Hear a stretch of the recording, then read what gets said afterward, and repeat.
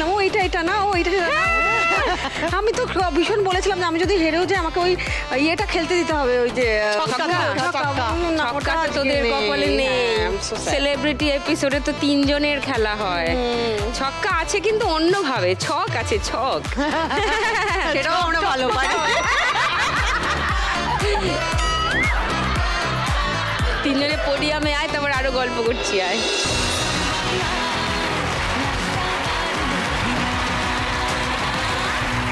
Mallika. Yes ma'am. Mallika বনে কি ঘটছে, কি হচ্ছে? অভিনয় চলছে, একটা নতুন কাজ শুরু হবার কথা আছে। টেলিভিশন, টেলিভিশন আর আরো অনেক কিছু অন্যরকম, সেগুলো তোমায় পরে বিস্তারিতভাবে আলাদাভাবে বলবো। মানে এখানে বলা যাবে না? না, সেগুলো তো এখনো গোপন। সোহিনীর কাছে আসি, কি ঘটছে জীবনে? জীবন তো ঘটনা বহুল, সবসময় কিছু না কিছু ঘটে।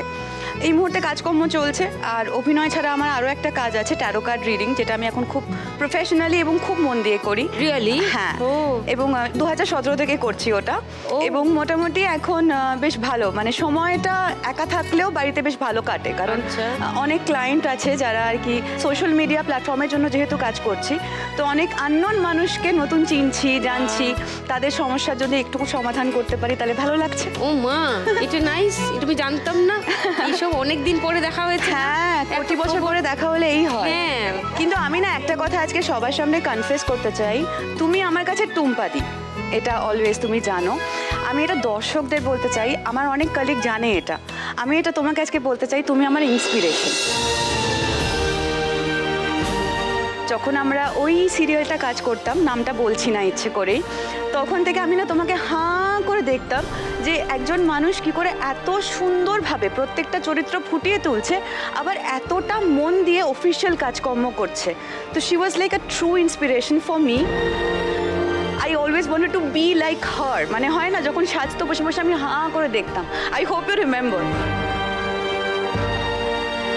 আজকে যদি অনেকে আমাকে বলে যে আমার পার্সোনালিটি তার খুব ভালো লাগে, আমি আজকে সবার সামনে দাঁড়িয়ে বলতে চাই, এই পার্সোনালিটিটা তৈরির জন্য যদি এইটুকু হলেও কারুর না জেনে অবদান থাকে, সেটা এই মানুষটা। আরে কেমন।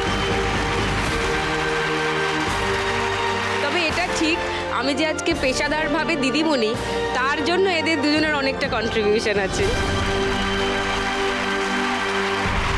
তারপরে আসি নবনীতার কাছে। নবনীতা, কি ঘটছে জীবনে?